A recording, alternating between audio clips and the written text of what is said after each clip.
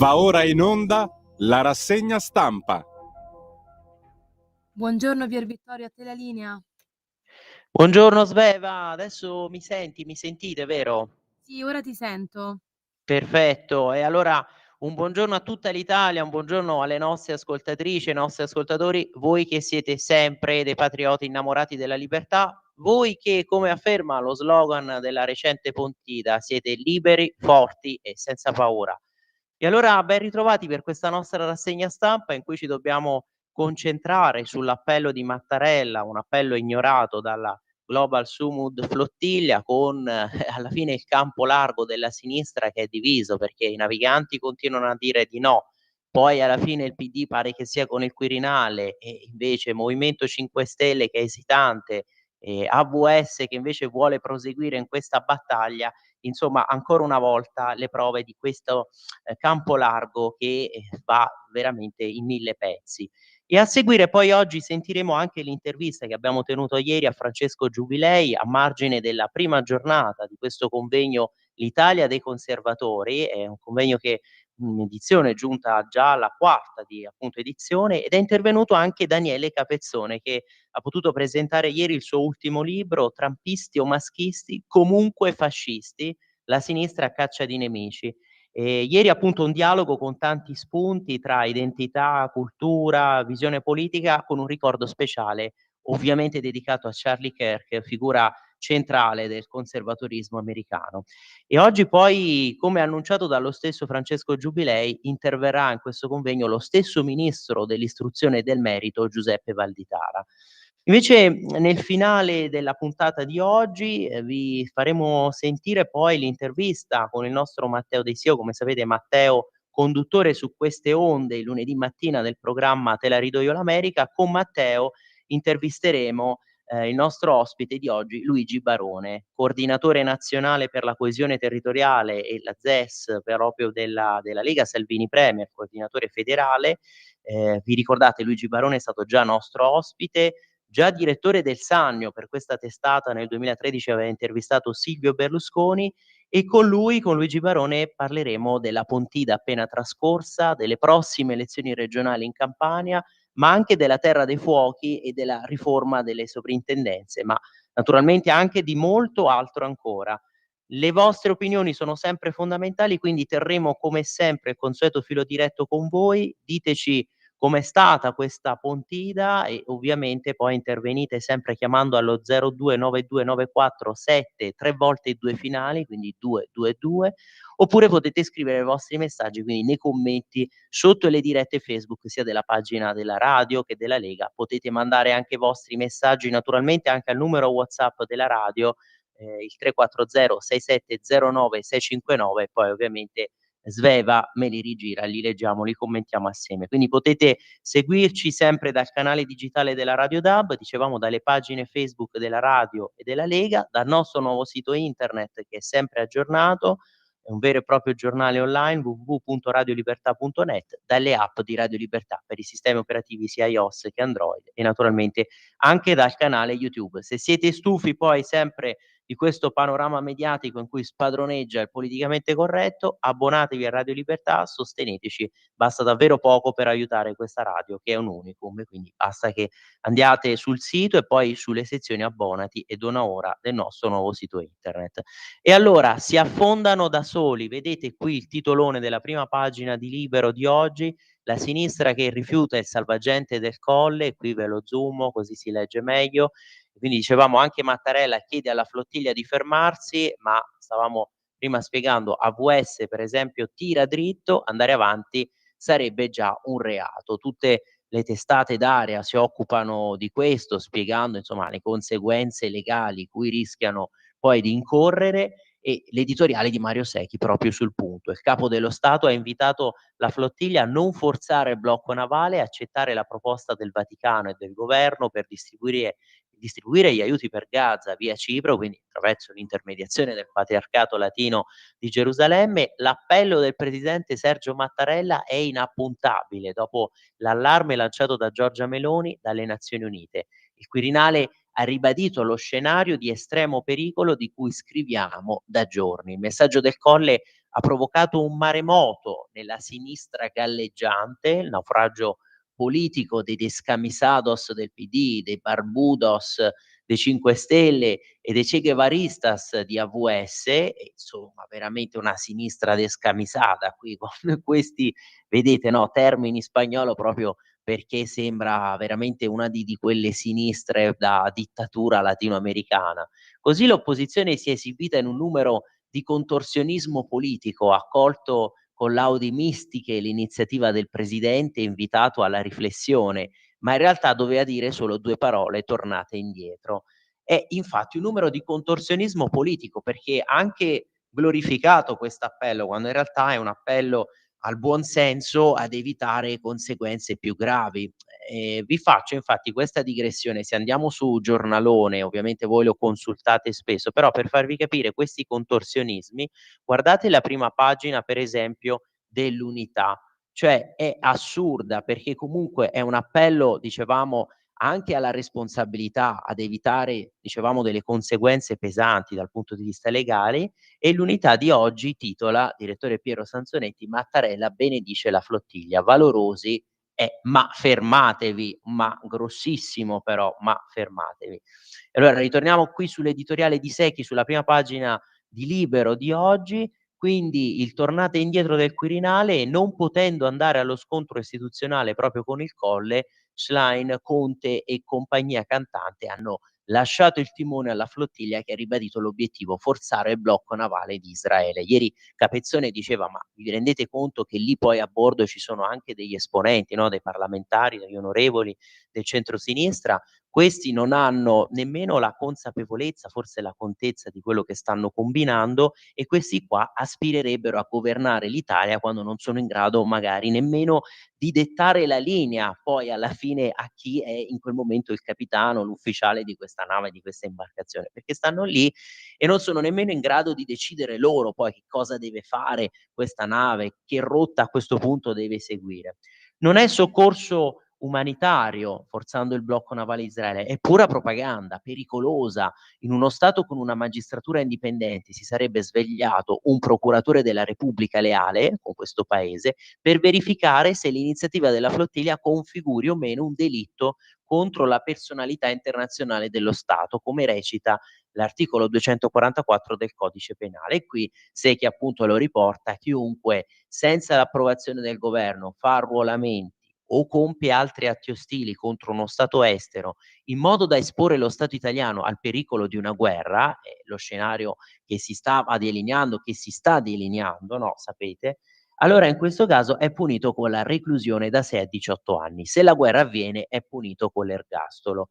E quindi questi sciagurati, sciamannati ci stanno esponendo a questo rischio qui.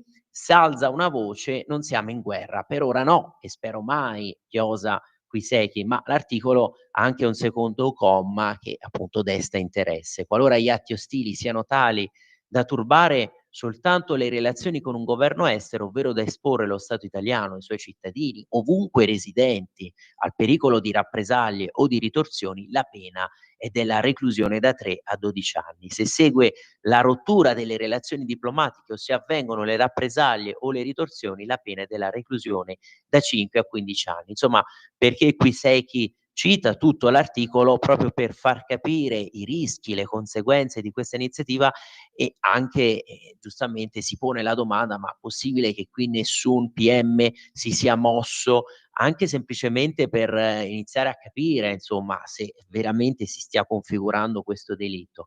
Tutto tace, la magistratura è letargo ideologico e la legge non è uguale per tutti, si sveglia solo quando c'è da mettere sotto inchiesta il governo Meloni. E allora, a proposito di magistratura, di riforma di giustizia che effettivamente ci sconvolge perché diventa imprevedibile, ci manda veramente in tilt, come scrive oggi il nostro direttore Giovanni Sallusti. Vedete qui il suo articolo, è il caso di Garlasco, perché a questo punto viene rimessa in discussione una verità giudiziaria che sembrava accertata, con una persona che comunque è stata in carcere, ha scontato già tutti questi anni di pena, Alberto Stasi, e allora ci viene da dire: ma che giustizia schizofrenica è? Se è una giustizia che allora mette in carcere degli innocenti, lascia liberi i criminali, addirittura viene indagato il PM che era stato, no, che aveva seguito queste indagini, e quindi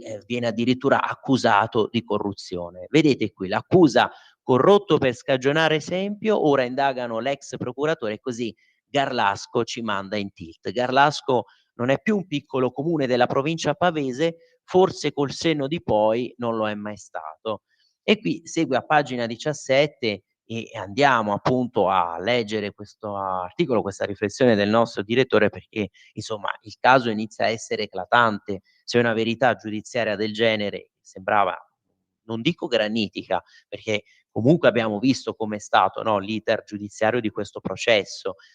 Tanti hanno fatto notare, lo stesso Piero Sansonetti, no, che prima abbiamo citato, cioè dicono giustamente: ma guardate, qui succede solo in Italia che uno viene magari riconosciuto non colpevole e poi magari alla fine queste sentenze vengono ribaltate e viene condannato. Innocentisti, colpevolisti e ora soltanto confusi. Lo sconcerto di noi italiani appunto sbigottiti da questi casi di giustizia. Tracce decisive, poi regolarmente smentite, dibattiti dominati da curve mediatiche, l'ormai evidente assurdità di una condanna passata in giudicato, il rischio è che alla fine non resti nemmeno un simulacro di giustizia, un caso che è diventato fenomeno di costume. E allora Garlasco, che può diventare, vedete, scrive qui Giovanni Sallusti, il buco nero della coscienza nazionale. Garlasco è un luogo ancestrale eppure contemporaneo, come lo sa essere solo la cronaca, al suo stadio brutale, un non luogo del divenire caotico che travolge tutte le piccole certezze che si sono dati gli uomini consorziati in questa società che si chiama Repubblica Italiana. Il diritto come bussola vagamente intersoggettiva e riconoscibile, un patto di fiducia minimo tra i controllati e i controllori, che sono gli amministratori della giustizia, e perfino la logica elementare. Scordatevi Parmenide che appunto aveva forse posto le basi per la metafisica occidentale, no? Con quella sua affermazione: l'essere è, il non essere non è, insomma un po' il principio di non contraddizione, e ci dobbiamo scordare Parmenide. L'essere è, ma può anche in qualunque momento non essere. E insomma, come nella fisica quantistica. Qui vedete Alberto Stasi, 42 anni, Antonio De Renzis, avvocato di Stasis, Massimo Lovati, invece l'avvocato di Sempio. In tutto ciò poi la sofferenza anche di tutte le famiglie coinvolte, soprattutto poi della famiglia di Chiara Poggi, perché ovviamente è una ferita che rimane ancora aperta. Vedete i dubbi dei Poggi, tormentone su una ferita aperta. La paura della famiglia Poggi e di tutti è che questo sia un tormentone infinito sulla pelle di tutte le persone coinvolte e ovviamente della credibilità della giustizia. E l'abbiamo detto ormai, siamo tutti sbigottiti, sconvolti, insomma, come si fa poi a riporre fiducia in questa giustizia così? L'avvocato Francesco Compagna, legale del fratello di Chiara, ha commentato così la notizia della nuova indagine al suo arrivo al Palazzo di Giustizia di Pavia per discutere la richiesta di proroga dei periti dell'incidente probatorio. Al di là del clamore mediatico, ha puntualizzato il legale, credo abbia più senso occuparsi dei dati reali, delle tracce, se no si rischia di creare dei polveroni che nuocciono alla credibilità della giustizia. Tutto quello che è avvenuto dopo l'omicidio è frutto di una denuncia della madre di Stasi che ha provato ad individuare un colpevole alternativo, ma in questi mesi non abbiamo sentito nessun elemento che mette in discussione gli elementi di prova raccolti contro Stasi. E quindi invece la famiglia la famiglia di Chiara Poggi continua a ritenere appunto Stasi come colpevole al di là di ogni ragionevole dubbio. Questa è la formula usata dal nostro codice penale, ma qui i dubbi sono tanti e sono anche più che ragionevoli, visto insomma tutte le smentite che stiamo comunque notando, registrando con queste nuove indagini. Insomma, dicevamo che qui ormai lo spaesamento è collettivo, prosegue Giovanni Sallusti, quello degli italiani di fronte agli ultimi sviluppi intorno all'omicidio di Chiara Poggi, sensazione diffusa di non appartenere a un paese cementato da un'unità di senso, indagato persino l'ex procuratore di Pavia Mario Venditti per corruzione in atti giudiziari nell'inchiesta su questo orrendo assassinio avvenuto il 13 agosto del 2007. Secondo la procura di Brescia sarebbe stato corrotto per scagionare in passato Andrea Sempio. Pensate un po'. E su questo poi interviene oggi, vedete, ve lo apro un attimo, andiamo un secondo sul Corriere della Sera di oggi, prima pagina, perché c'è la riflessione proprio su questo da parte, insomma, di Gramellini con il suo caffè, sulla separazione dei magistrati, perché ovviamente è un giocoforza, no, vedendo questa schizofrenia, queste contraddizioni, si rafforza ancora di più l'idea, la necessità di una riforma della giustizia che miri a superare questo. Però Gramellini si chiede, si interroga se la separazione poi delle carriere possa giovare, e qui lui afferma anche che in realtà poi alla fine è inutile generalizzare, attribuire la colpa a tutta la categoria quando si tratta di soppesare le responsabilità dei singoli, degli individui. Perché qui lui scrive, vedo che sono già le 8:29, allora ecco gli ultimi secondi prima della pausa, qui scrive: "Stavolta non è la politica ad attaccare la magistratura", vedete qui siamo sulla prima pagina del Corriere di oggi, "ma sono i giudici stessi a infangarsi tra loro in uno svolazzar di toghe che offre un ghiotto pretesto a chiunque voglia dissolvere l'alone epico che i vari Falcone, Borsellino e per un certo periodo anche il pool di Mani Pulite", e qui viene quasi, no, glorificato, "avevano contribuito a creare intorno alla categoria. Comunque vada a finire il mostro a due teste di Garlasco, forse è arrivato il momento di convincerci che le generalizzazioni funzionano sui social", quello che vi stavo dicendo, "ma molto meno nella realtà, dove non esistono i magistrati, i giornalisti, i politici, esistono gli individui, e non è giusto che per amor di polemica le eventuali responsabilità di un individuo gravino su un'intera comunità, tanto più quando questa dimostra di avere ancora al suo interno degli anticorpi che funzionano. Fino a prova contraria, si intende". E allora giusto qui riconoscere da parte di Gramellini che c'è una stragrande maggioranza di magistrati che svolge egregiamente, perfettamente il suo lavoro in silenzio, però bisogna anche riconoscere che davanti a casi così eclatanti di errori barra a questo punto orrori giudiziari, delle domande ce le dobbiamo porre. Le 8:31, allora Sveva, se sei d'accordo, la pausa, ci ritroviamo fra pochissimo. Un nuovo modo per sostenere la tua radio. Visita radiolibertà.net. Ti basta un click e potrai versare il tuo contributo volontario direttamente online. Potrai donare con ogni tipo di carta di credito, anche prepagata. Ti aspettiamo online Su radiolibertà.net. Sostieni la tua radio con il tuo contributo volontario. Radio Libertà. La tua radio. Diamo voce alla nostra gente. Di nuovo a te la linea. Grazie Sveva. Allora abbiamo fatto questa divagazione proprio sul tema, no, poi alla fine della magistratura, degli errori, delle responsabilità di quei magistrati che svolgono bene il loro lavoro, spesso sono proprio quelli che operano più in silenzio, senza, no, la gran cassa mediatica. E allora ritorniamo su Libero, pagina 17, se non ricordo male, eccoci qui. La riflessione proprio di Giovanni Sallusti su questo caso, no, Garlasco lo ha definito a questo punto ormai un buco nero della nostra coscienza nazionale, perché dicevamo siamo così stupiti. E allora, dicevamo Sempio, che quindi sarebbe stato scagionato appositamente dall'ex procuratore Mario Venditti, e quindi corrotto, sarebbe stato corrotto Mario Venditti proprio per scagionare Andrea Sempio. Insomma, l'abbiamo scritta così, dritta per dritta come da lancio d'agenzia, perché almeno su questo è difficile per chiunque dare torto all'avvocato di Stasi, e cioè Antonio De Rensis. È un'ipotesi accusatoria talmente grave che insomma veramente è anche faticosa commentarla, nonché l'ennesimo cigno nero di una storia che non è mai vissuta di normalità, a partire ovviamente dalla genesi, dalla mattanza innominabile sul corpo e sull'anima di una 26enne che stava ancora dando del tu al destino.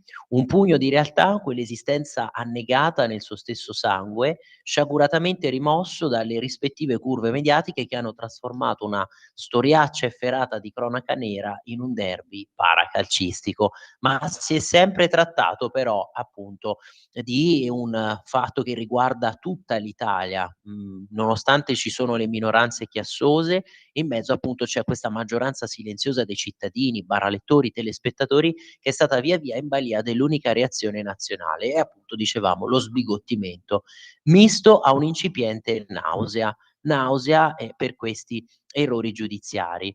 In principio qualunque racconto onesto passa da questa ammissione preliminare, quindi fu il cosiddetto sistema dei media, espressione ottimistica più che un sistema spesso è un rimpallo acefalo di luoghi comuni, a irrorare le viscere collettive. Alberto Stasi era stato fermato da mezz'ora ed era già il biondino degli occhi di ghiaccio, il freddo bocconiano, quello senza emozioni. Questa testata e agli atti fu tra le pochissime a costituire eccezione. Eh sì, perché poi sappiamo che si scatena questo caravanservaglio che va a spettacolarizzare il dolore. Una mostrificazione preventiva che oggi rischia seriamente di riverberarsi in una speculare stroncatura lombrosiana di Andrea Sempio. Non si è imparato nulla, si è solo cambiato mostro, esistenze come figurine interscambiabili al discount dell'indignazione permanente.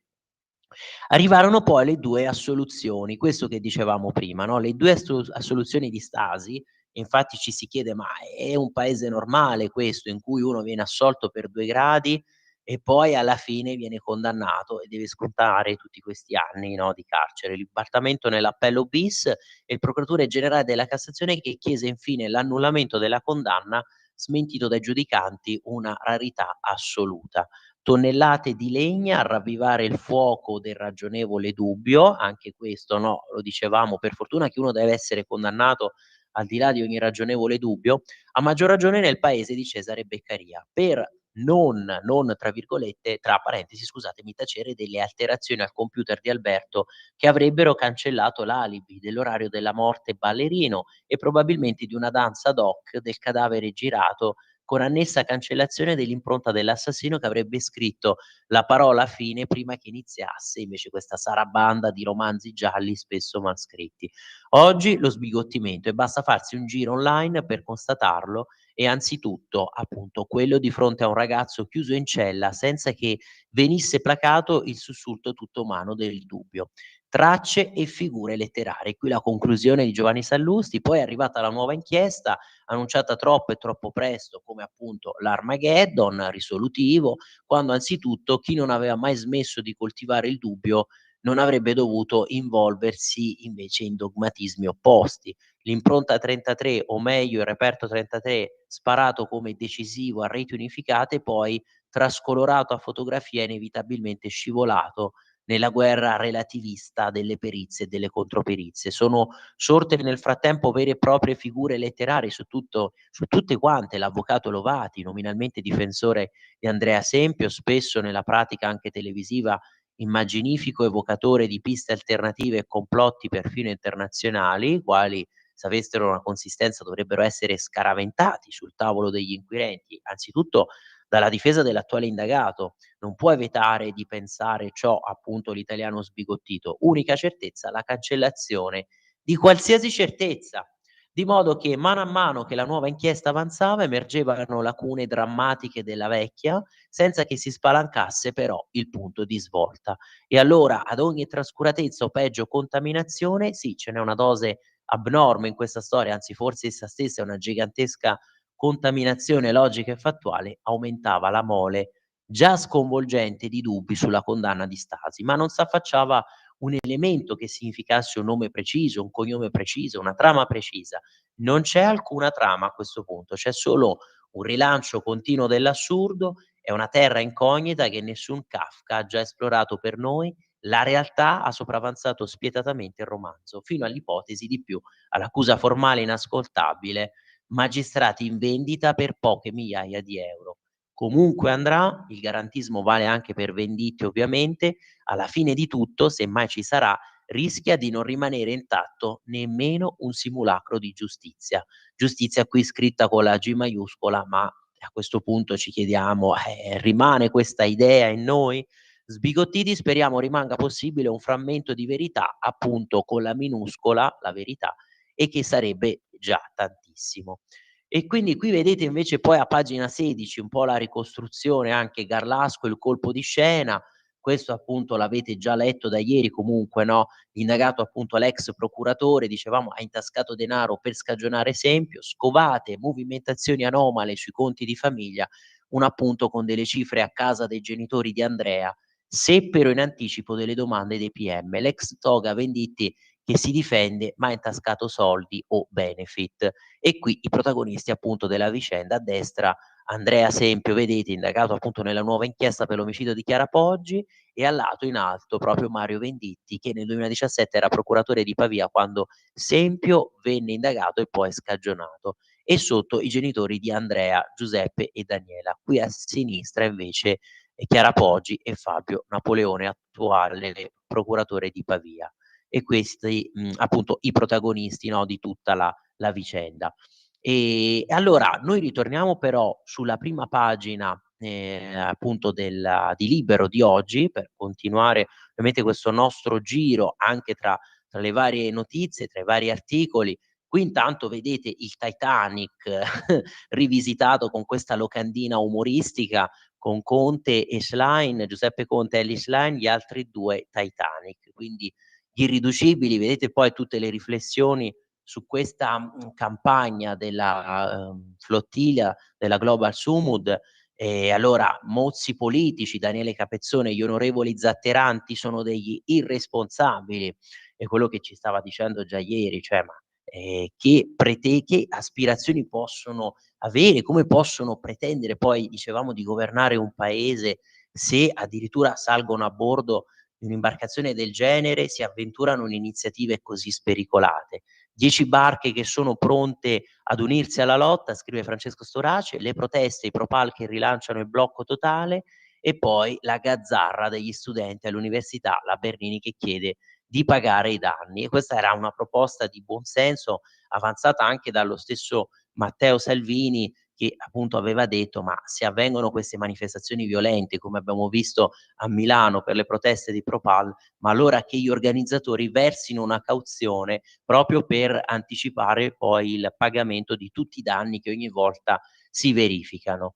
E poi la convention di Forza Italia, il Pantheon azzurro, Silvio Acutis e Pavarotti, abbiamo visto Tajani addirittura scatenato in una danza, guerra ai concorsi di bellezza, i Dem se la prendono persino con le Miss. Costanza Cavalli invece, che scrive sull'orgoglio della Bruni, perché la tigre Carlà che difende il suo Sarkozy vale per chiunque sia accanto a una persona potente, di lui, di lei diranno che è per interesse, per quattrini, l'amore invece è roba da adolescenti, mica per chi ha contezza che si muore.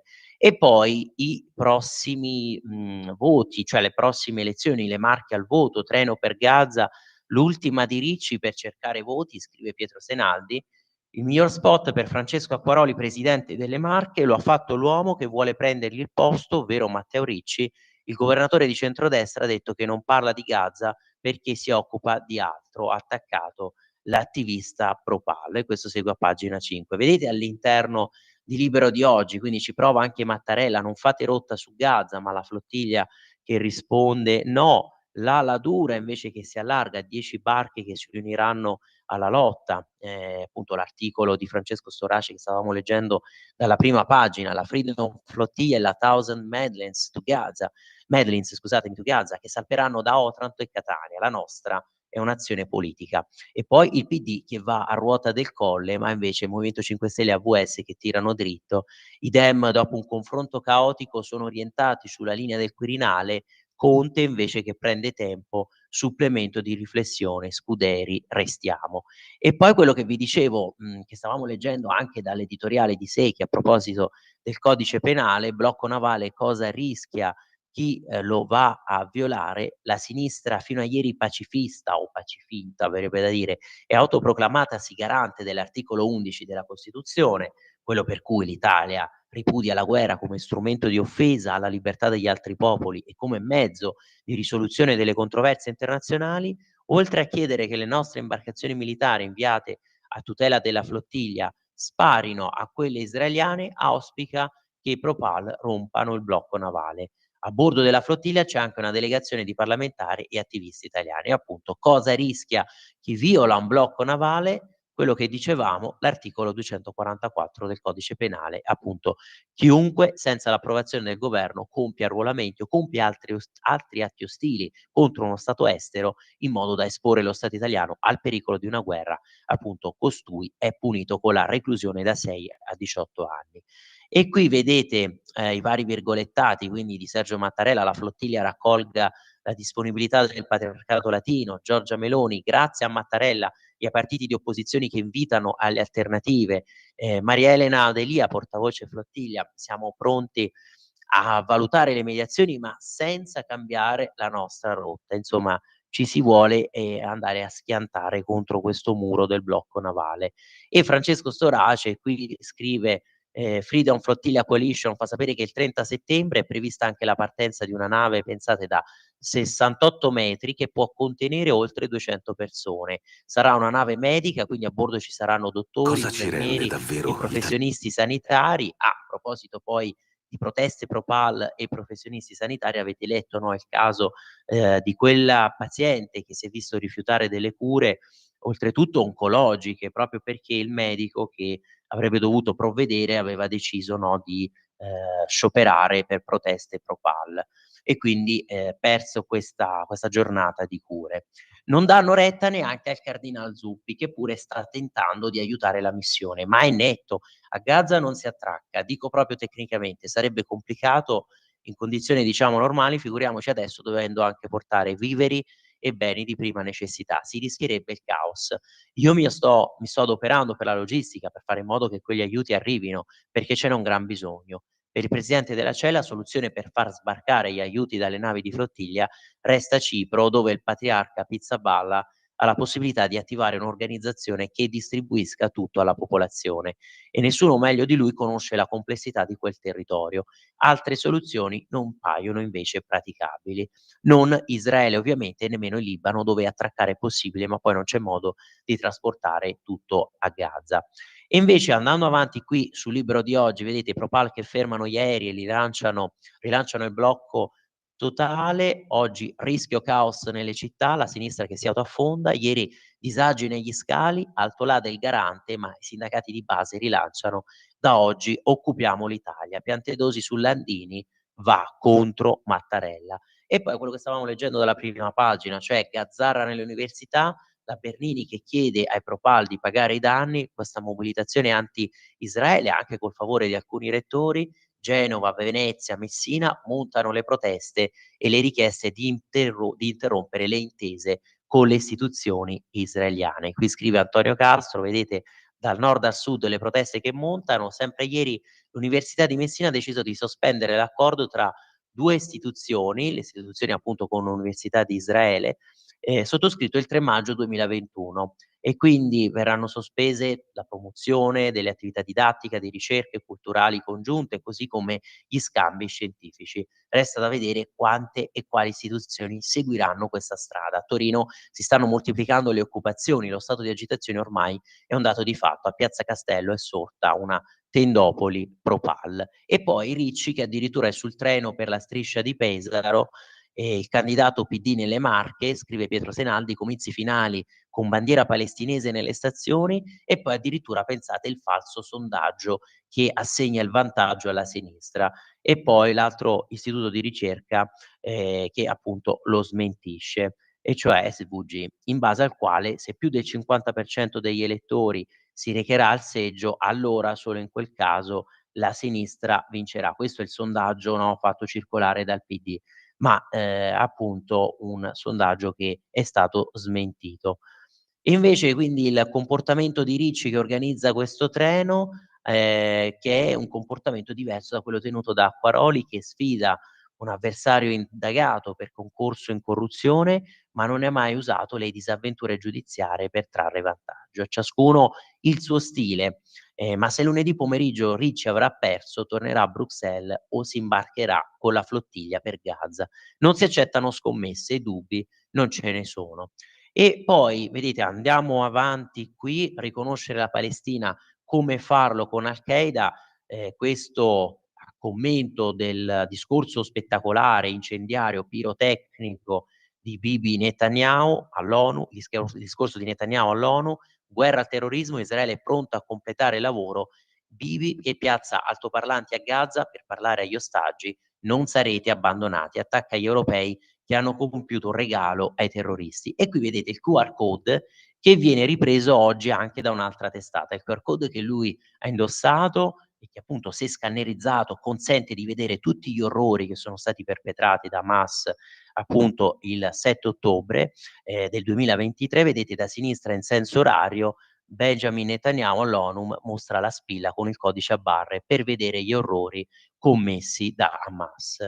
E nella striscia invece distrutta dalle bombe la torre italiana. Un bombardamento israeliano ha colpito e distrutto la torre italiana situata nel quartiere di Al-Nasser nella città di Gaza City nel nord della striscia. Lo riferisce la testata palestinese Quds News Network. L'edificio già distrutto nel 2014 era stato ricostruito con il sostegno dell'Agenzia Italiana per la Cooperazione e lo Sviluppo, l'AICS, e inaugurato di nuovo il 19 luglio del 2023, pochi mesi proprio prima dell'attacco a Israele del 7 ottobre, l'attacco di Hamas, e dell'inizio ovviamente della guerra nell'enclave. Il complesso era composto da 17 piani, con una superficie di circa 6.000 metri quadrati e comprendeva 50 appartamenti, oltre a un complesso commerciale costituito da negozi, uffici, spazi pubblici e parcheggi.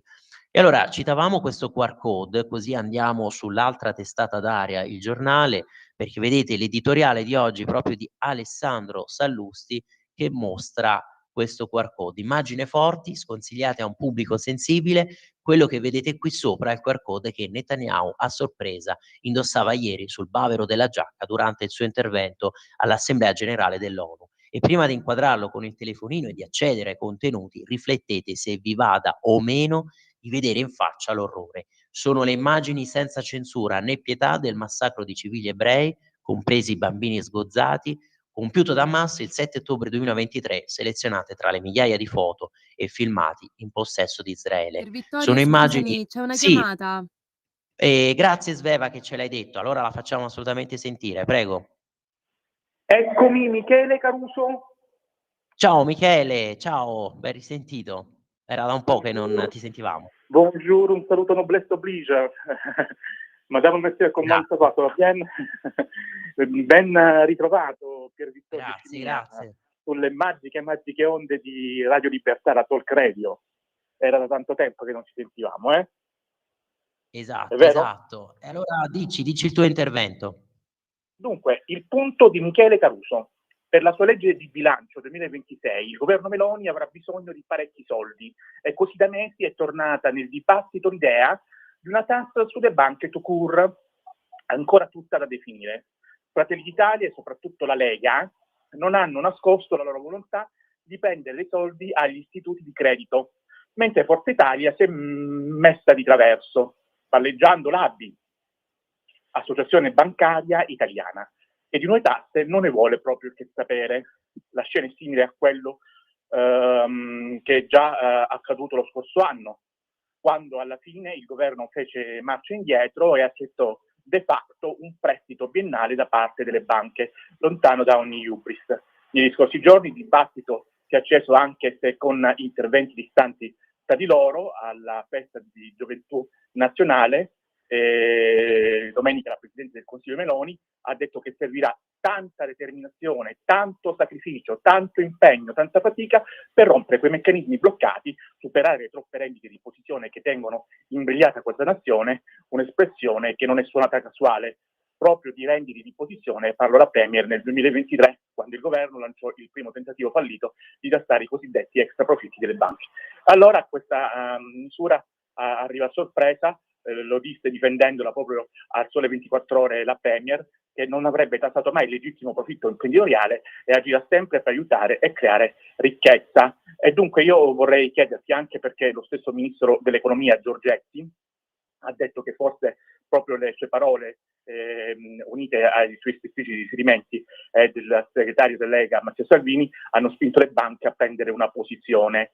Che cosa ne pensi di tutto questo? Da Michele Caruso, grazie e buona giornata. Sì, allora molto sinteticamente perché grazie intanto del tuo intervento, perché è un tema che poi era stato affrontato anche a Pontida dallo stesso Matteo Salvini, E allora ti dico, ti rispondo sinteticamente, giustamente Salvini aveva ribadito, si può chiedere un contributo alle banche per aiutare proprio chi è più in difficoltà. Se le banche guadagneranno 42 miliardi invece di 46, ovviamente alla fine questo non sarà un grande sacrificio. Ma allora, Sveva, chiedo a te perché forse mi stai provando a chiamare, non so, abbiamo perso il collegamento, è successo No, qualcosa? scusami, Dimmi pure. scusami, mi è partita la Ah, no, no, chiamata, no, però ti pensavo. volevo dire che c'è un'altra telefonata che è in attesa. Perfetto, allora quindi ribadiamo, punto fermo, Salvini che propone anche questo contributo delle banche alla manovra, l'aveva già detto a fine agosto, ma il tema è ancora attuale, si può lavorare appunto in manovra. Allora facciamo sentire l'altra chiamata, prego. Sì, buongiorno, chiamo Buongiorno. da Friuli Venezia Giulia, buongiorno. Allora, si parla molto di questo, di forzare il blocco navale, ma Sì. che diritto ha questo Stato sionista, terrorista, a intervenire su acque di Gaza? Non è mica uno Stato di Israele, come dicono le acque di Gaza. Quindi non capisco perché devono bloccare il porto. Assolutamente, lì c'è una guerra tra due gruppi terroristi, i sionisti e Hamas. Allora, queste barche hanno tutto il diritto di portare gli aiuti a questa popolazione. I sionisti, i terroristi, non hanno nessun diritto di bloccare il porto, perché non sono acque sue, di mare logicamente. Grazie.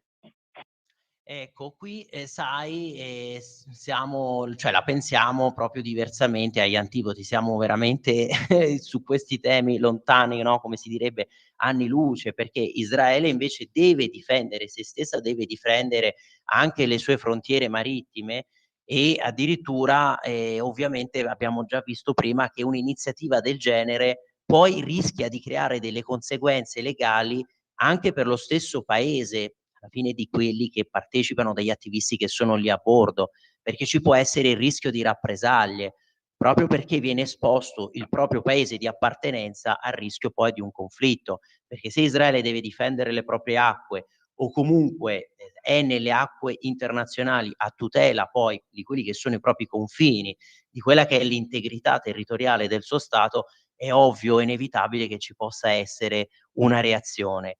E per fortuna che è intervenuto lo stesso Mattarella e quindi sì, da un lato, no, queste parole comunque anche di apprezzamento, però come dicevamo prima, no, abbiamo ricordato questo valorosi ma fermatevi, riprendendo qui la prima pagina dell'Unità di oggi. E allora il senso di tutto questo è proprio un invito al buonsenso, anche se questo buonsenso, questa ragionevolezza è mancata fin dall'inizio, perché l'iniziativa proprio si è configurata come qualcosa di molto, molto macchiettistico e sicuramente di anche pericoloso. Molti di voi probabilmente l'hanno già letto e sentito anche l'editoriale del nostro Giovanni Sallusti di ieri sulla sinistra che è alla deriva, che ignora persino Mattarella e insomma, qui lui giustamente lo riprendiamo, ecco, anche per puntualizzare un po' questo discorso, il capo dello Stato li ha invitati a considerare l'appello di consegnare gli aiuti via Cipro attraverso la mediazione del Patriarcato di Gerusalemme e della Chiesa Cattolica, che non sono esattamente al libro paga di Netanyahu, per permettere un'efficace consegna degli aiuti a Gaza senza rischi tragici per le persone che sono a bordo delle imbarcazioni.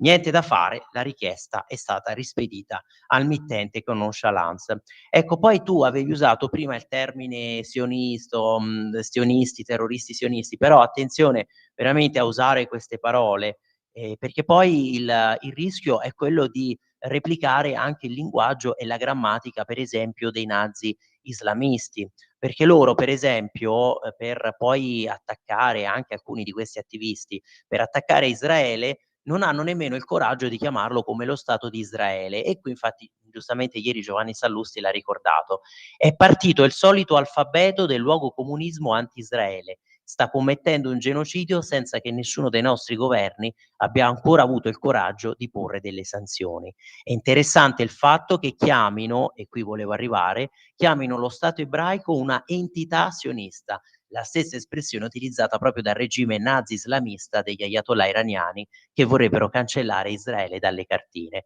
ma sarà sicuramente una coincidenza linguistica, diceva appunto ieri, giustamente commentava Giovanni Sallusti, nostro direttore. Ma io prima di questa pausa, Sveva, se non ci sono altre chiamate perché vedo sono le 8:58, devo con voi aprire anche quest'altra riflessione sulla proposta di Matteo Salvini, diciamo, di un permesso per stranieri, un permesso a punti. Lo ha già appunto annunciato, l'avete visto anche sui suoi social, poi riapriamo anche la pagina Facebook di Matteo Salvini, però è su pagina 8 di Libero di oggi che viene Vittorio, c'è spiegato, un'altra diciamo. chiamata. Sì, c'è un'altra Sì. chiamata? Allora sì, la facciamo sentire, io intanto vi inquadro questo articolo sul permesso a punti, l'idea di Salvini. Prego, facciamo sentire il nostro ascoltatore. Sì, ciao Pier Vittorio, sono Walter. Ciao Volevo Walter, ben risentito. Grazie, volevo capire se ho capito. Allora, è Sì.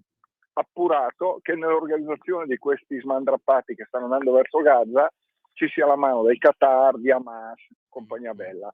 Noi chiediamo a questi di fermarsi e speriamo che questi si fermino. Ma non ti sembra tutta una barzelletta? È chiaro che è un'azione politica delle scorte del cibo, interessa a nessuno, hanno fatto un calcolo, sono 0,21 grammi a testa per ogni abitante di Gaza, quindi non c'entra niente il cibo, il portare rifornimenti, è tutta un'azione politica, ma se è chiaro, come è stato detto, che dietro c'è il Qatar, c'è Hamas, c'è tutta la delinquenza, tutto il terrorismo internazionale, come si può pensare che una parola di Mattarella blocchi questi? Questi hanno il chiaro scopo e sono stati pagati e vengono pagati per arrivare là. Quindi è un'azione terroristica da configurare in questo senso perché dietro ci sono i terroristi e ne pagheranno le conseguenze. Stai tranquillo che io in guerra per difendere questi smandrappati mica ci vado. Ciao, Ecco ciao Walter, grazie, hai detto bene perché ho usato questo termine, no, degli smandrappati, che insomma rende proprio l'idea di chi parte, insomma ricorda un po' il film, no, dell'Armata Brancaleone che si organizza così alla meno peggio, alla Carlona. Quello che dici te poi sui finanziamenti, no, è assolutamente inquietante perché questi rischiano, sapete, io adesso vi ho inquadrato il tempo di oggi, purtroppo il tempo vola, avrei voluto dedicare più tempo al tempo, gioco di parole, perché sapete il quotidiano Il Tempo è quello che si sta occupando di più anche con le sue inchieste dei rapporti tra gli attivisti della flottiglia e ovviamente poi queste organizzazioni, diciamo, legate all'estremismo, al fanatismo islamico. E allora, giustamente, qui si titola Gran guaio Mattarelli, il capo dello Stato che chiede alla flottiglia di fermarsi, però poi alla fine Hamas esulta. Allora, io vi faccio leggere, a proposito di quello che tu dicevi prima, su quello che succede per esempio anche poi di riflesso in Italia. Qui tensione in Italia, perché poi tutte queste fibrillazioni ci riguardano e si ripercuotono su di noi. Vedete, flottiglia verso la zona critica, noi attenti alle piazze, il ministro Piantedosi ospita in libertà la festa di Forza Italia, ho incontrato i miei collaboratori per stringere i ranghi. Però su questo ci torniamo, lo approfondiamo dopo la pausa perché Sveva, vedo sono le 9:01, allora è il nostro break, così chiudiamo la rassegna stampa e poi facciamo sentire anche la riflessione di Francesco Giubilei su l'Italia dei conservatori e il ricordo di Charlie Kirk. Sempre più liberi con La Tua Radio è il nuovo sito che mette in prima pagina opinioni, firme, notizie, uno sguardo nuovo e originale sui fatti che ci circondano. Il nuovo quotidiano online. Semplicemente radiolibertà.net.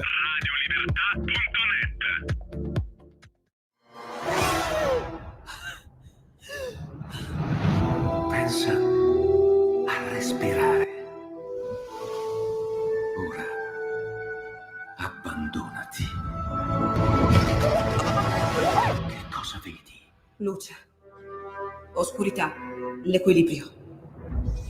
È tanto più grande. C'è stato un risveglio. Hai sentito? Conosco una sola verità.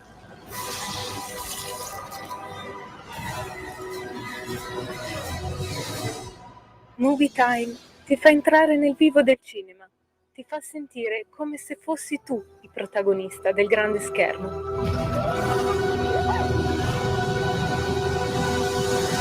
Ogni sabato dalle ore 16.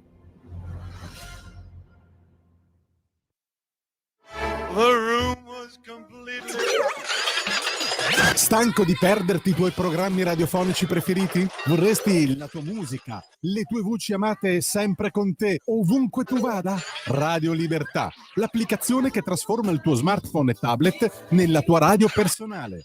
Scaricala ora, è gratis per i dispositivi Android e iOS. Avrai tutta la programmazione quotidiana di Radio Libertà a portata di mano. Scopri di più su radiolibertà.net. Semplicemente la tua radio. Rinnovate la linea.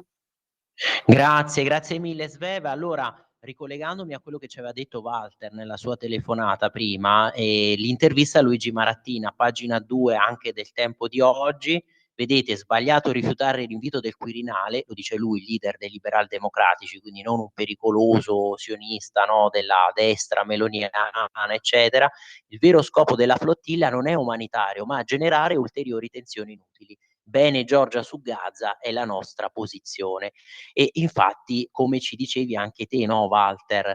E poi vi leggo questo prima di lanciarvi l'intervista che abbiamo tenuto ieri a Francesco Giubilei, e cioè che quando Meloni all'ONU, Crosetto in Parlamento dicono ai flottigliari di fermarsi prima di entrare in acque israeliane per evitare i rischi, interrompendo una inutile provocazione affidandosi alla tutela e alla mediazione internazionale, giù attacchi e ingiurie da tutto il centrosinistra.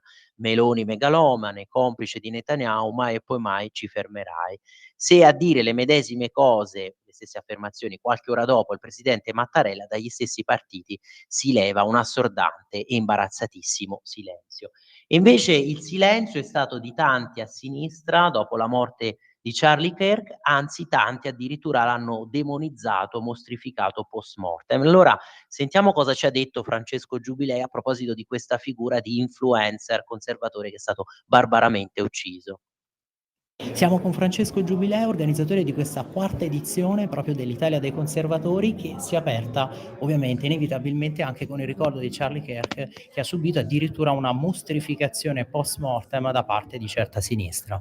Era doveroso aprire questa quarta edizione dell'Italia dei Conservatori con un ricordo di Charlie Kirk, ma abbiamo fatto di più perché abbiamo pubblicato un libro con i suoi principali discorsi che è allegato gratuitamente alla nostra rivista Nazione Futura, proprio per testimoniare la nostra vicinanza non solo ideale ma anche culturale rispetto al principale valore che Charlie Kirk ha portato avanti in vita, che è quello del free speech, della libertà di parola, della libertà di espressione e del confronto in un momento storico in cui una società occidentale sempre più polarizzata purtroppo impedisce molto spesso di ascoltare il parere altrui.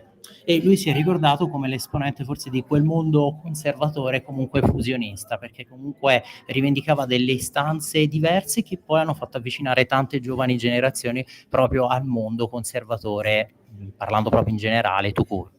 Sì, anche perché la vittoria di Donald Trump è avvenuta anche grazie per la prima volta al fatto che una fetta importante dell'elettorato giovanile ha votato per il Partito Repubblicano. Ciò è stato dovuto in parte a Elon Musk, quindi Elon Musk ha avuto senza dubbio un ruolo da questo punto di vista, ma è stato dovuto anche a Charlie Kirk. Non a caso Charlie Kirk in Pennsylvania, che era uno dei principali swing state, è intervenuto in varie occasioni, ha organizzato eventi, ha organizzato iniziative che hanno fatto sì una fetta degli elettori della Pennsylvania poi votasse proprio per Trump. Lo stesso si può dire in Arizona, che peraltro era dove viveva Charlie Kirk, quindi è una figura che dobbiamo ricordare anche per questo contributo non solo culturale ma anche politico. E allora domani seconda giornata di questo convegno.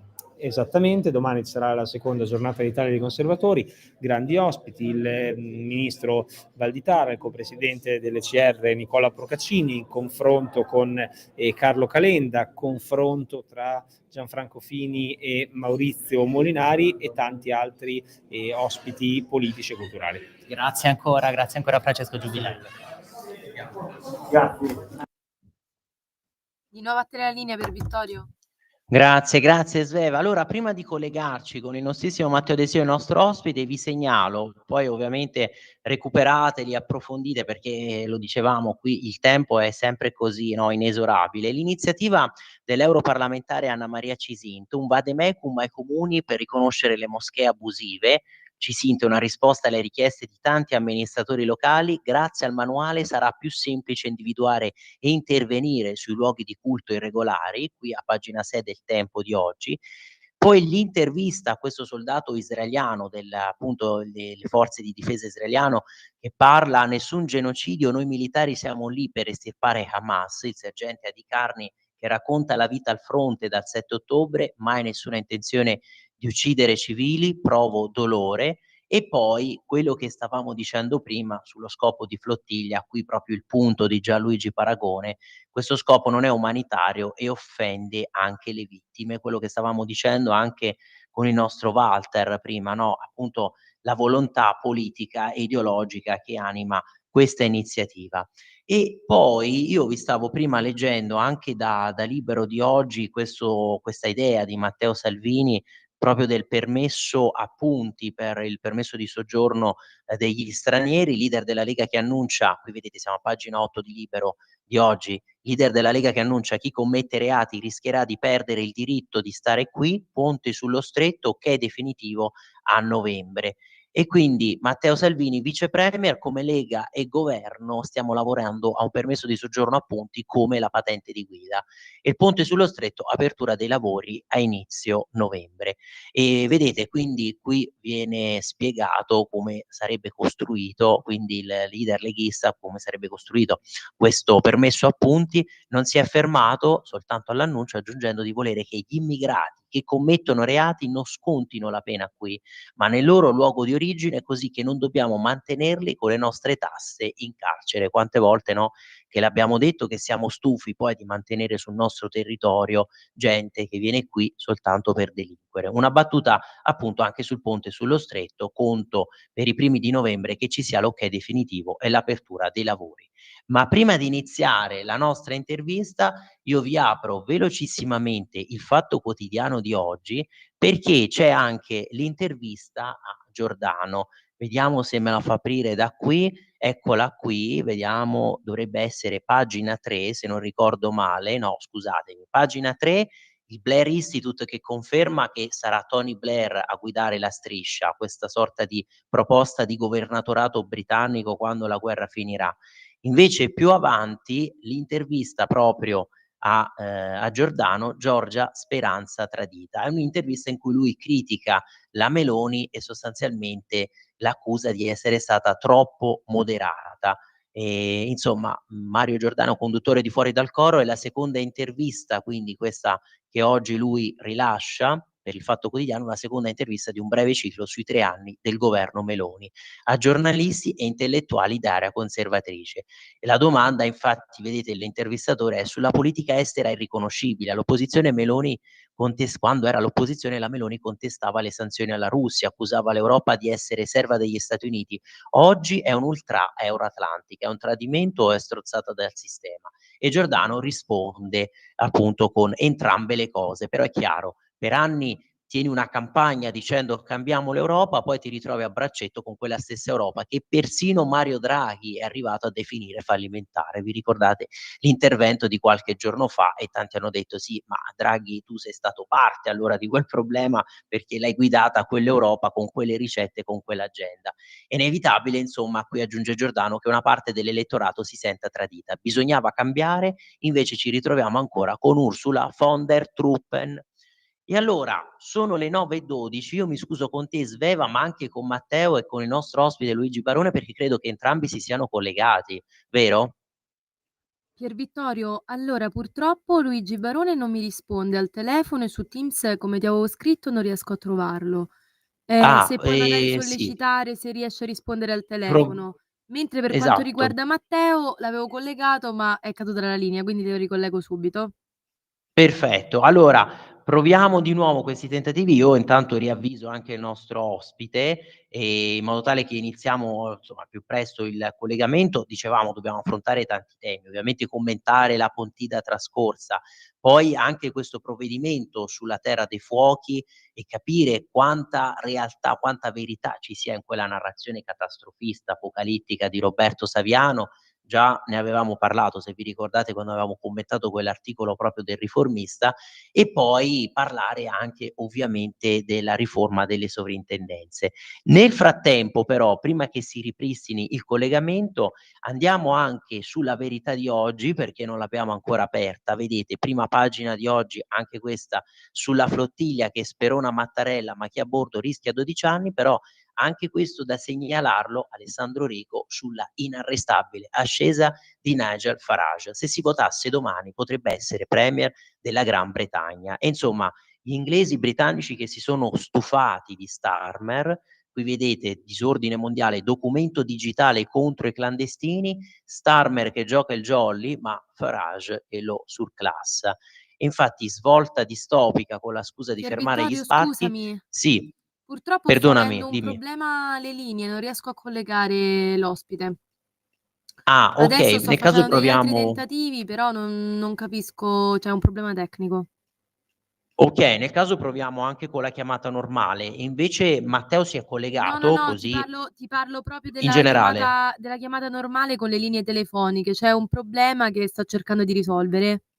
Okay, allora nell'attesa, grazie Eva per averci aggiornato, vedete qui i numeri che addirittura danno Reform UK che è vicino alla soglia, pensate un po', per governare da solo, il partito di Nigel Farage.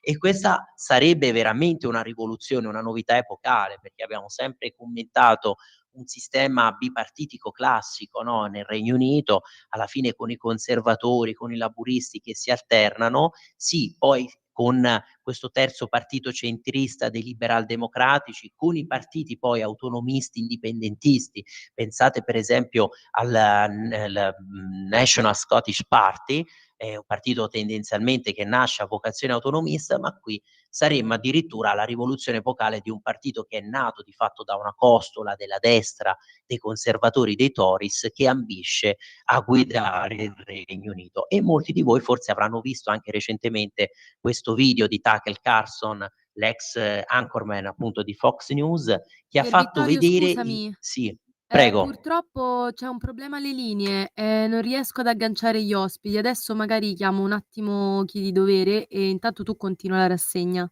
Sì, sì, noi ovviamente, prova ovviamente questi tentativi di nuovo, credo che comunque a breve si risolverà, perché probabilmente, visto che comunque la chiamata è partita con me, abbiamo ricevuto anche le vostre telefonate prima, e quindi dicevamo di questo grande numero di arresti che è avvenuto in Regno Unito proprio per tutti i reati, commessi, alla fine con semplicemente l'espressione di pensieri politici.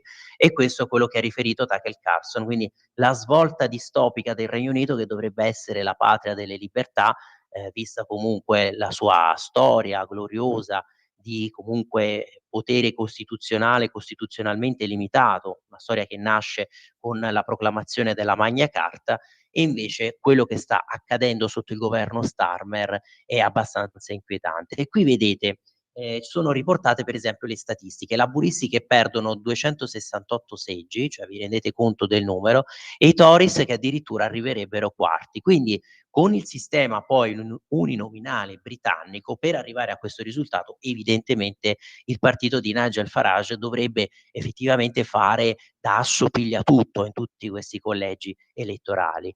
E quindi anche Emmanuel Macron, per esempio, qui scrive Alessandro Rico, aveva esortato Londra a introdurre questo provvedimento, no, a proposito della carta d'identità digitale obbligatoria.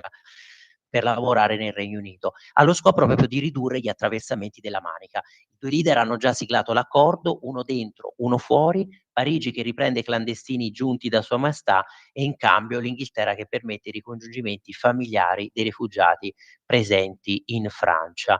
E poi quello che dicevamo appunto a proposito di questa proiezione, di questo sondaggio, che comunque fa ben sperare appunto per Nigel Farage. Sulla Verità di oggi però torniamo indietro perché riapriamo la prima pagina di oggi, vedete c'è questa parte dedicata alla commissione Covid, Correzza che svela i nuovi altarini, sui vaccini abbiamo perso ogni credibilità e sulle multe l'avvocatura insegue ancora i renitenti, questo è una sorta di caso di accanimento proprio, e poi Garlasco shock, quello che abbiamo letto già dalla prima parte di questa nostra rassegna, quattrini al PM per archiviare esempio, corruzione, l'inquisito l'ex procuratore Venditti avrebbe preso 30.000 euro proprio per scagionare l'indagato per l'omicidio della Poggi, insomma una pista che porta al casino dietro all'ultimo colpo di scena. E poi la riflessione di Borgonovo sul boicottaggio a proposito che sta subendo la Venezzi perché non è appunto una compagna con la K, proteste alla Fenice, e l'editoriale di Belpietro a proposito proprio di questa flottiglia che rischia di esporci a tutti questi pericoli. Belpietro qui appunto espone la sua riflessione, andiamo a pagina 3 dove prosegue il suo editoriale, vedete il gioco pericoloso degli attivisti, la loro bravata che può portarli in cella, e anche qui ovviamente viene riproposto proprio l'articolo 244, questa norma che dicevamo viene in rilievo e che prevede pene dai 3 ai 12 anni per chi compie atti che turbino le relazioni con i governi esteri. E allora facciamo così, nell'attesa del collegamento completiamo definitivamente questa rassegna stampa, riandiamo ad esempio sul Corriere della Sera di oggi, perché avevamo letto prima la separazione dei magistrati, il caffè di Massimo Gramellini in cui lui invita a non generalizzare, a non rivolgere accuse a tutta la categoria dei magistrati per quello che sta accadendo a Garlasco. Si tratta di responsabilità, se ci saranno, se verranno acclarate, di singoli individui, ma volevo farvi notare anche qui il fatto che l'editoriale di oggi del Corriere della Sera è di Walter Veltroni, le vittime e lo spirito di fazione, il bivio americano, e qui lui oggi di fatto accusa Trump, l'amministrazione Trump, di adottare 2 pesi e 2 misure nella commemorazione delle vittime, perché lui scrive che l'America è sempre più polarizzata, quindi dice è un dato di fatto di questa faziosità dell'amministrazione americana, aggiunge anche rincara la dose all'America, rincara la dose, l'America è a un passo dal rischio di un conflitto devastante perché è a un passo dalla perdita di libertà fondamentali. Gavin Newsom, possibile candidato democratico alle prossime elezioni presidenziali, ha parlato in termini allarmanti di codice rosso per la democrazia americana, aggiungendo una frase raggelante: non sono sicuro che nel 2028 si svolgeranno le elezioni. Pensate un po'. E questo che continua a pagina 42, e qui mi viene in mente una riflessione che ho sentito in questi ultimi giorni sul fatto che poi alla fine la RAI non sia tanto Telemeloni, perché poi alla fine quali sarebbero questi programmi, no, messi lì a disposizione della coalizione ultra sovranista, neofascista, secondo no, alla fine il linguaggio, l'alfabeto, la grammatica di Giannini. Mediaset stessa comunque al suo interno tanti talk show schierati dall'altra parte, abbiamo parlato spesso un po' di ribilanciamento, vediamo anche insomma lo stesso programma della Berlinguer, come ha intervistato Tajani, come l'ha messo alle strette poi per l'intervista proprio su Gaza, su questa guerra che sta conducendo Israele. Non parliamo poi di La 7 con Cairo, e giustamente si faceva notare, guardate che forse la testata che fa più opposizione alla Meloni, al governo Meloni, non è tanto la Repubblica di Giannini o La Stampa, ma è proprio il Corriere della Sera. E oggi appunto volevo far riflettere su questo, editoriale, lungo editoriale di Walter Veltroni, Odio e memoria selettiva, gli USA e noi, in democrazia non devono esistere morti giusti e morti sbagliati, c'è il pericolo di una deriva violenta. Però questo è un discorso che va rivolto soprattutto, considerazioni che vanno rivolte soprattutto a quella parte politica che ha addirittura esultato per la morte di Charlie Kirk. Lo dicevamo, che l'ha demonizzato, l'ha mostrificato, l'ha fatto passare per un pericoloso quasi neonazista, suprematista, quando semplicemente appunto un pensatore, un influencer dell'area conservatrice. L'area che tira negli Stati Uniti, qui aggiunge Walter Veltroni, è quella che avevamo previsto molto prima delle elezioni di novembre scorso. La presidenza Trump si propone, diversamente da quanto accade nel primo scialbo mandato, di cambiare le regole del gioco, di annientare ogni forma di dissenso, di rimuovere i bilanciamenti necessari in una democrazia presidenziale, di passare in sostanza ad una forma di autocrazia. Non assistiamo a un capitolo della normale alternanza tra repubblicani e democratici, ma a un episodio di tutt'altra natura. È una stagione rivoluzionaria che avviene sotto il segno dell'autocrazia e del populismo e che altera delicati equilibri geopolitici. Insomma, sentite qui, i toni sono quasi quelli, no, dell'invettiva apocalittica contro un rischio di democratura, di dittatura, ed è molto critico nei confronti di Trump, ma su un'altra testata, oggi la riprendiamo perché siamo stati poco sul giornale, lo stesso Minzolini, perché se non ricordo male, adesso vi ci porto da qui, scusatemi per l'attesa, perché è il giornale stesso di oggi che appunto con Minzolini rivolge queste critiche nei confronti di Trump. Ecco qui vedete lo spazio degli editoriali, commenti e dibattiti. Andate a pagina 13 del giornale di oggi, Trump addirittura qualificato come il novello Nerone, Augusto Minzolini.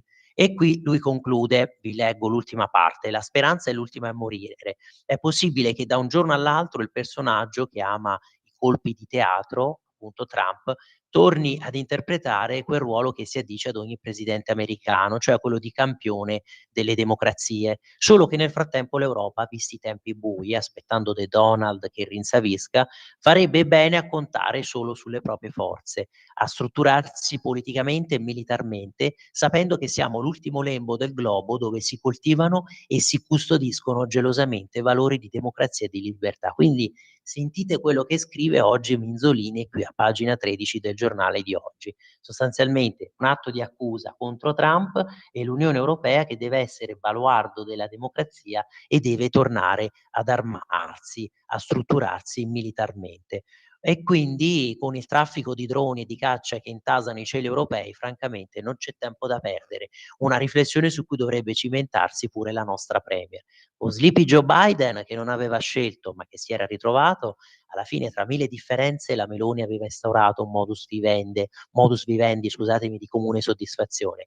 Il Nerone di Mar-a-Lago, cioè Trump, che invece si presentava come un'occasione da non perdere, gli ha dato soprattutto gatte da pelare e potrebbe diventare addirittura un problema.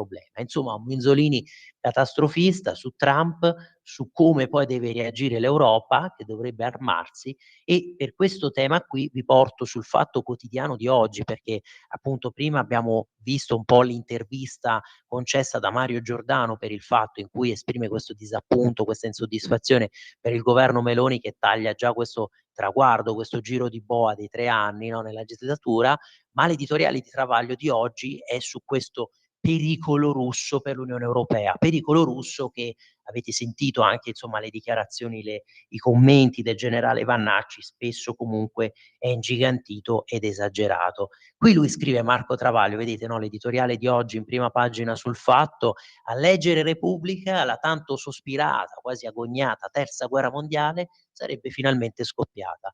La battaglia dei cieli, caccia NATO che respingono incursioni di jet russi sull'Alaska e al confine lettone, insomma allarme delle capitali per il rischio aeroporti in tilt, incidenti ad alta quota, GPS accecati, voli civili coinvolti in azioni belliche. Segue la mappa dei ben 9 sconfinamenti russi in 15 giorni. Poi l'unica frase sensata: l'obiettivo è spaventare la popolazione. Sì, ma della NATO e scrive qui Travaglio, dei suoi trombettieri, dei suoi araldi, visto che nulla di tutto ciò è mai accaduto. Così come Wargame di Corriere, jet russi, altri sconfinamenti, Stampa e Sole, jet russi intercettati in Alaska, Messaggero, cacciarussi nei cieli NATO e Foglio, Putin invade i cieli NATO. E poi la conclusione, perché lui scrive qui Travaglio, per i cyberattacchi russi agli aeroporti del nord Europa hanno fermato un hacker inglese a caccia di soldi. I 19 droni finiti in Polonia erano, nella migliore delle ipotesi, uno sciame lanciato dai russi su obiettivi ucraini e deviati oltre i confini, volontariamente o apposta dai Hammer di Kiev. Nella peggiore un collage di pezzi di velivoli abbattuti in Ucraina incollati con nastro isolante per la messa in scena polacca. E qui addirittura si lancia in queste accuse Travaglio, cioè un'accusa sostanzialmente di messa in scena ad opera della NATO per costruire un pericolo russo o comunque ingigantirlo, al di là di quello che effettivamente sarebbe. E il famoso drone russo che ha sfondato il tetto della casa in Polonia era un missile statunitense lanciato da un jet polacco. Fortuna che quel giorno la NATO non aveva ancora deciso di abbattere i jet russi. Appena lo farà, e qui la conclusione tragica ma anche volgare di Travaglio, la NATO si sparerà nelle palle. E insomma, con questo io intanto vi porto anche a Repubblica, alla Stampa di oggi, in questi ultimi minuti di rassegna, ma chiedo a te, Sveva, se almeno riusciamo a fare un saluto con il nostro ospite, con Matteo De Sio, se il problema alle linee sia stato risolto, ecco, prima che inizi poi l'editoriale del nostro direttore Giovanni Sallusti su Liberamente. Per Vittorio purtroppo no, le linee continuano ad avere qualche problema. Ieri purtroppo è andata via per un momento la luce e c'è stato un ripristino di qualcosa che non dipende da me. Quindi E allora sì, facciamo così Sveva, allora noi comunque ci riaggiorniamo sia con Matteo che anche con Luigi Barone, con appunto il nostro ospite, e allora andiamo avanti in quest'ultima parte, ultimissima parte, siamo agli Vittorio, sgoccioli, guarda, no? ti direi Sì. di giungere alle conclusioni perché manca un minuto. Perfetto, e allora vi porto come promesso sulla prima pagina della Stampa di oggi, vedete Netanyahu all'ONU, l'aula che si svuota tra i fischi, no Mattarella, flottiglia che si spacca, e poi vedete all'interno proprio quello che viene definito come lo show di Netanyahu. E poi tanta retorica e poca sostanza, quelle tre crepe nel discorso di un Bibi senza ormai più freni inibitori. Ma questa, sapete, è la linea editoriale della Stampa. E poi Repubblica, prima pagina, prima di lasciarvi, vedete flottiglia, l'appello di Mattarella, lo show di Netanyahu, anche qui con questi termini viene presentato il discorso di Netanyahu alle Nazioni Unite, e poi l'invito di Mattarella qui all'interno proprio di Repubblica. Il discorso di Netanyahu, ancora le proteste dei Pro-Pal, e poi vedete ancora il pericolo russo, muro di droni a est contro la minaccia russa, piano di Europa e NATO. Ovviamente io, e qui vi lascio definitivamente, vi consiglio però, perché noi non lo mostriamo nella nostra edicola digitale, anche il Foglio di oggi. Qui vedete il sito, la prima pagina dell'online del Foglio, con la riflessione di Giuliano Ferrara, che ci trova d'accordo. Quel Giuliano Ferrara che sapete quanto ha criticato la Lega e Matteo Salvini negli anni, ma il coraggio di Israele è baluardo contro l'isteria idolatrica di chi se ne frega di Hamas.